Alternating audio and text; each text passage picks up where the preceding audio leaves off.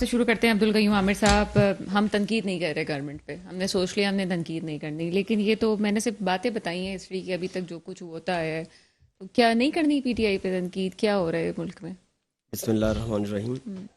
ثنا انتہائی دکھ والا اور انتہائی افسوس اور اس تصور سے جو ہے نا ہم کام جاتے ہیں کہ کس طریقے سے لوگوں کی اموات واقع ہوئی ہوں گی کہ جب ایک گاڑی کے اندر پوری فیملی ایک دوسرے کو مرتا ہوا دیکھ رہے ہوں گے, ایک دوسرے کے دم نکلتے ہوئے دیکھ رہے ہوں گے, اور کوئی ان کی مدد کرنے والا نہیں ہوگا اور کوئی حکومتی اہلکار وہاں پر موجود نہیں.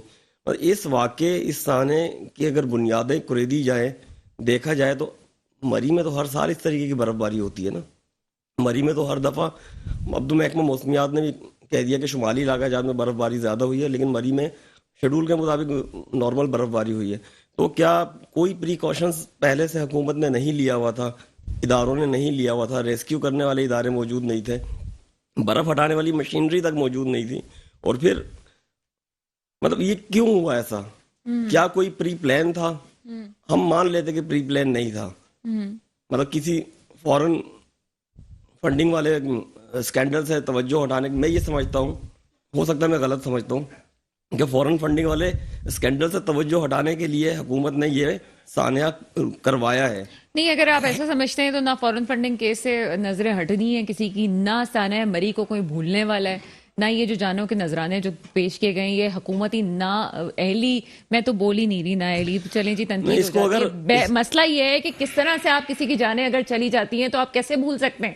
کیسے آپ کسی فورن فنڈنگ کیس کی بات کریں یا کسی کو بھی یہ کہے کہ جی کوئی ایسا سلسلہ تھا کہ اس کو بھولا گیا تو کیسے آپ کہہ سکتے ہیں؟ ہماری تاریخ یہ رہی ہے کہ ہمارے جب ڈکٹیٹرز مسلط رہے ہیں تو مختلف اسکینڈل سے, مختلف سانحات سے, مختلف ایشوز کے اوپر جب بھی آپ یہ کہیں کہ مسلط رہے ہیں, لیکن میں ابھی بھی اگر میں نے پوری ہسٹری پروگرام کے انٹرو میں گئی تو مشرف صاحب کا دور پھر بھی آپ کہہ سکتے ہیں کہ اکانومی کے لحاظ سے بہتر ہے. بہرحال جو بھی ہے, لیکن میجر ایشوز سے توجہ ہٹانے کے لیے دوسرے سانحات رونما کروائے جاتے ہیں اور پھر اس کے نتیجے میں بیک اینڈ پہ, بیک ڈور پہ مختلف چیزیں طے پا جاتی ہیں. بس میں اتنا کہوں گی کہ جو لوگ یہ سمجھتے ہیں کہ یہ سب کچھ کرنے کے بعد اگر کسی ایک ایشو کو اٹھانے کے بعد دوسرے سے پردہ ہٹا دیا جائے گا, چھپا دیا جائے گا, چیزیں مخفی کر لی جائیں گی, تو یہ غلطی ہے اور یہ تاریخ کی سب سے بڑی غلطی ہے جو ہم 10-15 سالوں سے دیکھ رہے ہیں. اور یہ انسانیت کے حوالے سے انتہائی بڑے جرائم ہیں کہ ان جرائم کی شاید کوئی معافی تلافی ہے ہی نہیں.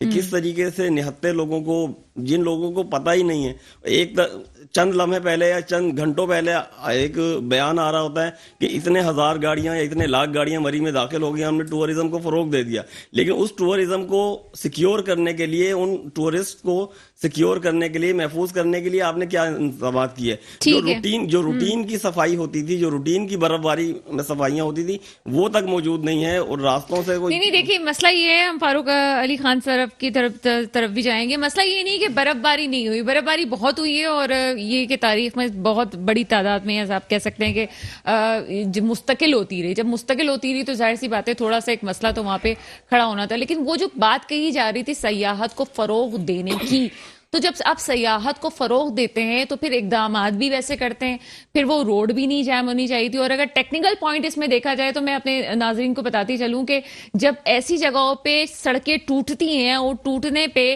وہ برف جم جاتی ہے, اور برف جمنے کی وجہ سے وہ ہٹائی نہیں جا سکتی, اس میں مسئلہ ہوتا ہے تو پھسلن پیدا ہو جاتی ہے, جس کی وجہ سے حادثات بڑھنے کے خدشات زیادہ ہو جاتے ہیں. جو ٹورزم کو فروغ دینے والے اور شروع سے